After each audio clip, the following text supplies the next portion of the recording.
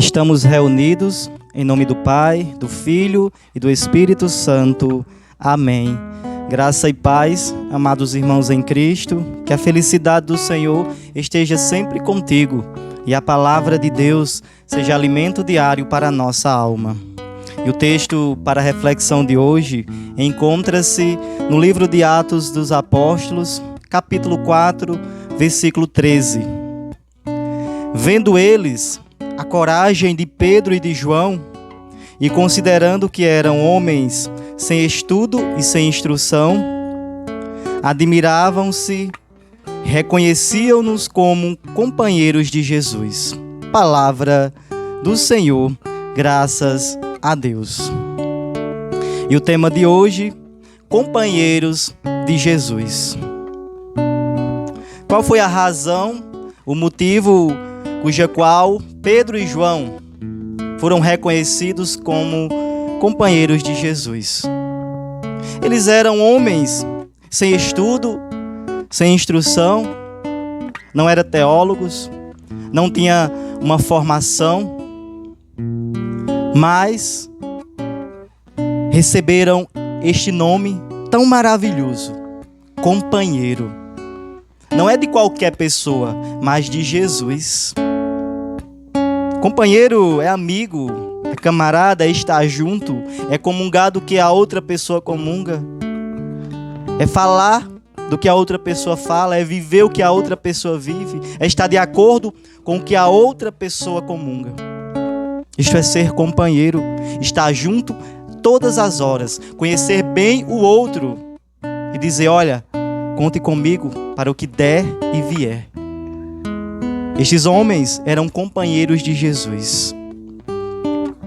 Quero aqui falar de 4 pontos, sinais concretos, o porquê de serem chamados companheiros de Jesus. Primeiro ponto, unidade. Atos, capítulo 2, versículos do 44 ao 45. Todos os fiéis viviam unidos e tinham tudo em comum. Vendiam as suas propriedades e os seus bens e dividiam-nos por todos, segundo a necessidade de cada um. Então veja que coisa maravilhosa. Desde o princípio da primeira comunidade já existia ali uma unidade entre os cristãos. Eles se preocupavam com a necessidade do outro, dividiam seus bens, ajudavam o próximo, viviam a unidade. Você pode olhar para a sua vida. Você é uma pessoa que vive em unidade, que faz de tudo para preservar a união na sua casa, na sua vida, na sua família, na sua igreja. Se você é uma pessoa que vive a unidade, este é um sinal concreto de que você é um companheiro, uma companheira de Jesus. Segundo ponto, vida de oração.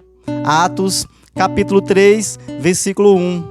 Pedro e João iam subindo ao templo para rezar a hora 9.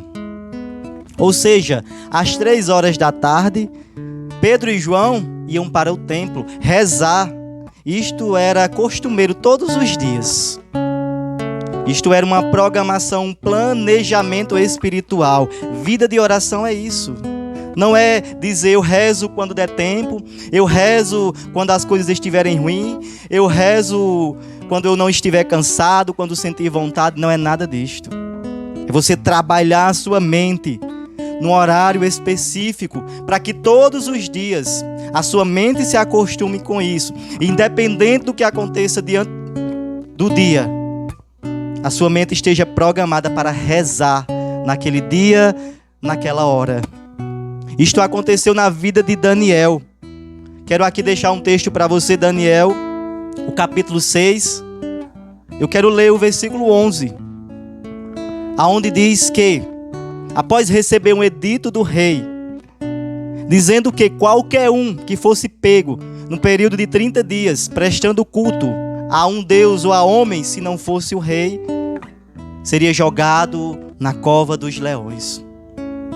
E no versículo 11 vai dizer que Daniel, após ter ouvido este edito, ele entrou na sua casa e as portas estavam de frente para Jerusalém. E ele continuou, como de costume, a orar e a louvar a Deus por 3 vezes ao dia. A mente de Daniel, o seu coração estava acostumado com esta vida de oração. E independente se ele fosse ser jogado nas covas dos leões, ele tinha uma certeza: mas vou estar fazendo aquilo que eu faço, que é a minha vida de oração diária. E isto Pedro e João faziam. Por isso que Pedro e João foram reconhecidos e conhecidos como companheiros de Jesus. Vida de oração. Terceiro ponto, querer o bem do irmão. Atos capítulo 3, versículos do 4 ao 6. Que vai nos dizer justamente o seguinte: Pedro fitou nele os olhos, como também João, e disse: olha para nós. Ele os olhou com atenção, esperando receber deles alguma coisa. Pedro, porém, disse: não tenho nem ouro e nem prata, mas o que tenho eu te dou, em nome de Jesus Cristo Nazareno. Levanta-te e anda. Pedro e João se depararam com uma situação na porta do templo. Um coxo, um homem que tinha esta deficiência desde a sua infância, já se fazia 40 anos. Mas ele esperava deles uma esmola. Só que Pedro disse: eu não tenho ouro nem prata, mas o que eu tenho eu te dou, em nome de Jesus. Levanta e anda. Pedro e João queriam o bem do seu irmão. E às vezes a gente acha que querer o bem do irmão é dar dinheiro, é dar uma esmola. Mas querer o bem do irmão é não se conformar com a situação que ele está vivendo. É não ser um contribuinte para aquela situação, mas querer mudança. E a mudança vem a partir do momento que você apresenta Jesus para o seu irmão. Meu amado irmão, você precisa exortar o seu irmão, querer o bem dele. Às vezes a gente acha que vai perder uma amizade por exortar o irmão a viver a santidade, por querer o bem do irmão. Não. A verdadeira amizade, ela é construída na verdade. E é melhor perder uma amizade por conta da verdade do que ganhar amigos na mentira. Serão amizades falsas. Queira o bem do seu irmão. Ofereça a eles Jesus, que é a salvação e a cura de suas almas. E quarto ponto, para finalizar: agradar a Deus em primeiro lugar. Foi isso que Pedro e João fizeram. Atos, no capítulo 4, versículos 18 e 20. Chamaram-nos e ordenaram-lhes que absolutamente não falassem nem ensinassem em nome de Jesus. Responderam-lhe Pedro e João: julgai vós mesmo se é justo diante de Deus obedecermos a vós mais do que a Deus. Não podemos deixar de falar das coisas que temos visto e ouvido.